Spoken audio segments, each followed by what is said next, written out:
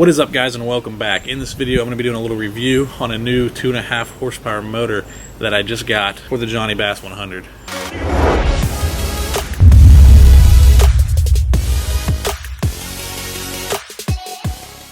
So yeah, there's the Jonny Bass. I don't think I've ever had a gas motor on this thing yet. You think you can handle her? This thing is going to be freaking sweet. I've already gone through the break-in process on this motor, and this is the Kuda Performance Sport 2.6. Never heard of this brand before, I'm not gonna lie. I'm pretty sure that this is the exact motor that the Coleman 2.6 was. I don't know if they're still making them. I don't know what's going on with that, but this looks identical. All the parts look identical. The instruction manual looks identical. So I'm pretty sure it's the same motor. Hell, this might even be who provides Coleman the motor. I'm not even sure. But yeah, I already went through the break-in process. Did that last night. I don't even know if I filmed anything of it. I might have. I can't remember.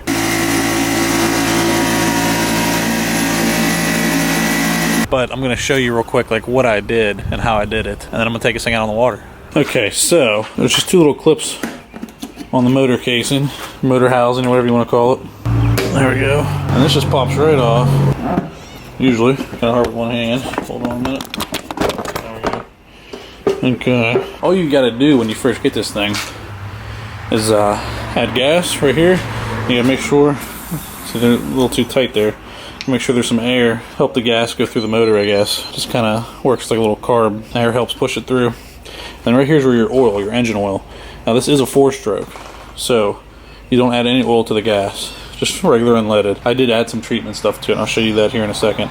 But as far as the engine oil, it tells you right here, 10W30. I use 10W30 marine oil. Also show you what I used for that, and had to fill this up. Now, the gear oil I was worried about because I've had a bad experience with a cheaper motor that was supposed to have gear oil in it and didn't. So I went ahead and checked the gear oil too, just to make sure it was in there. And I bought some more gear oil for when I need to change it. Got your two plugs right here for the gear oil, right here and right here. If you unscrew this one, and if oil leaks out, then you know you're good. There's enough gear oil in there. If you unscrew it and there's nothing in there, then you need to add gear oil. So yeah, I had to run it at half throttle for an hour, and then I had to run it 3/4 throttle for another hour. All I did was pick up this trash can here, fill it up with water, because it is water cooled, so you need to make sure it's in the water when you start this thing. And ran it in there for 2 hours basically, and then she's good to go. Kind of was a little harder to get started than they said in their video. They make it look really easy, but it really isn't. Here's your choke, and you're supposed to be able to start it with the choke out, but I could not get it to start. I actually ended up starting it with the choke in. And that's how it started for me every time. So yeah, not really sure why that is. And it does seem like it wants to idle a little hard. Probably just needs broken in some more. But other than that, she's been running pretty good inside this bucket. Can't wait to get her out on the kayak. And that is the break-in process basically. Then after 10 hours of use, you should change the oil and the gear oil. That's what I'm going to do. Now I did get some stabilizer for the gas because I didn't use gas that had no ethanol in it. I did use gas just from the gas station that had ethanol. So this treats it, makes it run a little better. I don't think you necessarily have to put this stuff in, but it's definitely a good idea. As far as the oil, like I said, I just got some 4-stroke 10W30 like it calls for. And yeah, picked it up at the Advanced Auto Parts. So when I was looking at these motors, I saw that they retail for like $8.99. Then I saw, for some reason, on HomeDepot.com, they were selling them for $4.99. $4.99 for a little 4-stroke like that. Couldn't pass it up, had to get it. And I've been wanting to get an outboard for the kayak for a while now. And when I saw that deal, I just couldn't pass on it. So yeah, ordered it online, picked it up the other day. But yeah, I'm gonna get everything loaded up and head down to the river. Stay tuned.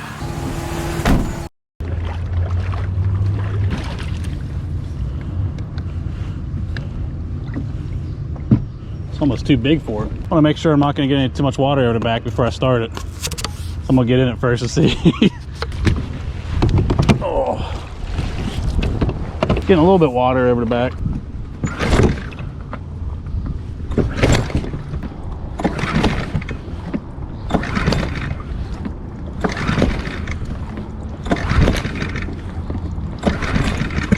Starting to want to.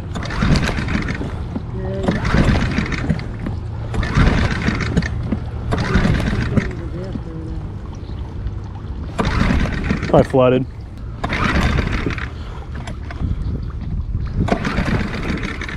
Come on.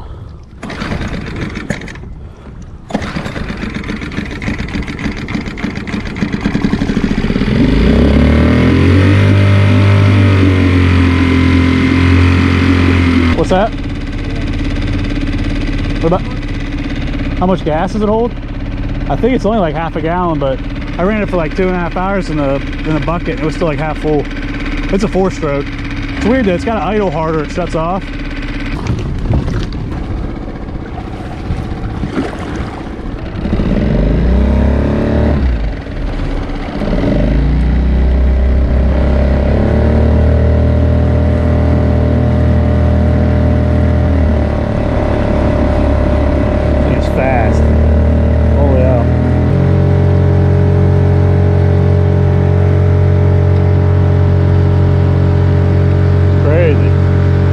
Coming in right here though.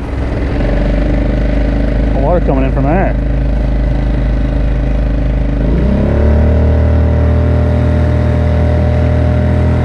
A lot of water coming in. As long as it's draining, I don't really care. It's a little sketchy. I should have the kill switch on me. I don't, because of where it's at.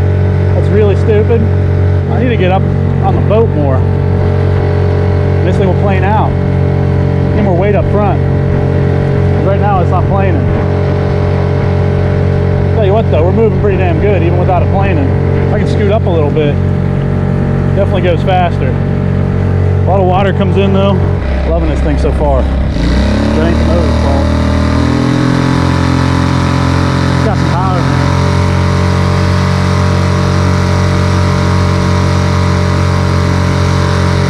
It's a little nerve-wracking how much water's coming in now. Go full watch. See all that water? It's just draining because of scuppers, but I don't like that. We're moving though.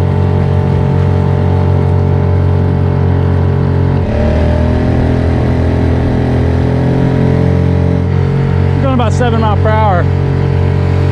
Feels faster. If I could plane this thing out, we could probably get like 8 or 9, maybe even 10. Pretty dope. You don't have to run at full throttle because I'm really not getting much more. I'm not getting much more speed at full throttle. I'm running about 3/4 of throttle right now, which I probably should leave it there for a while anyway because probably didn't do quite the 2-hour break-in.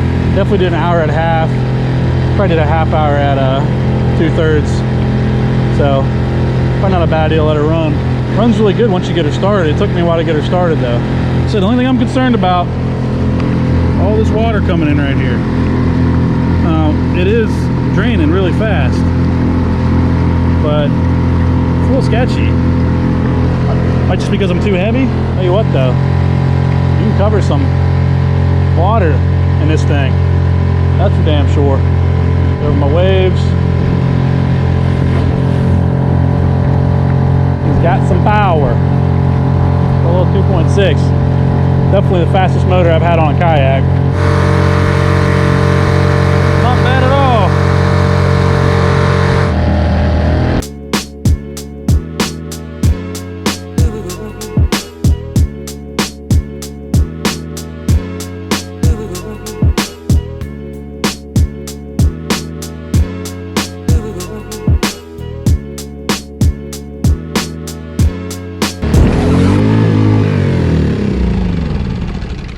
Just hit? What did I just hit?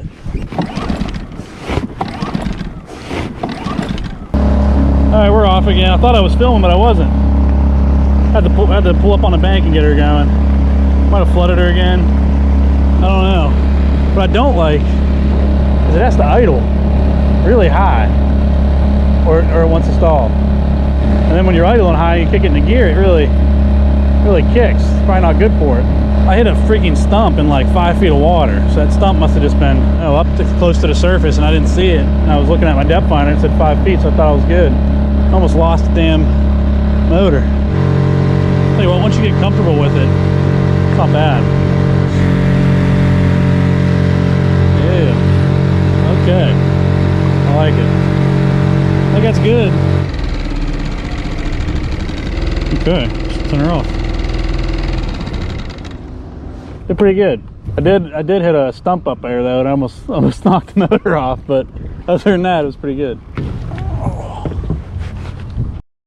overall, I am super impressed with this motor, especially for what I paid for it. Now, it has been a little difficult to start for some reason, especially right when you go to start it. I don't know if it's because I kept flooding it, which is probably what happened. It's only started right up for me one time so far since out of like the 6 times I started it. Another thing I don't like is if you tilt it at all, gas leaks out, which is annoying because like even if you tilt it up off the back of the kayak, gas leaks out. Not really sure why. That's a little irritating. Other than that though, I really like the motor. Like I said, I got it for $4.99 from Home Depot, and all the other sites have it for like $8.99. So not sure why it was so cheap from there.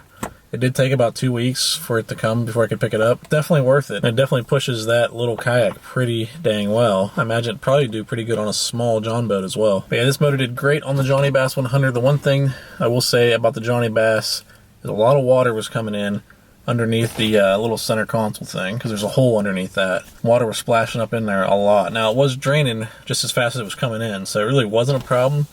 I just didn't really like the fact that it was coming in like that. Could be because I weigh 250 some pounds, or it could just be the way that that boat's designed. I don't know. But all in all, boat did great, motor did great, and it's going to make fishing those bigger bodies of water a lot easier and a lot more practical. I'm able to cover some water now. And like I ran that thing for probably 2 hours a day, and the gas didn't even hardly move. Like it's still got a full tank of gas. So, and this is a 4-stroke. If I haven't mentioned that before, this is a 4-stroke. So does excellent on gas. That is all I have for you guys. I'm going to put some links in the description to where you can get the motor, where you can get the boat. But yeah, thank you so much for watching. If you haven't already, please smash the subscribe button, hit the like button, and I'll see you next time.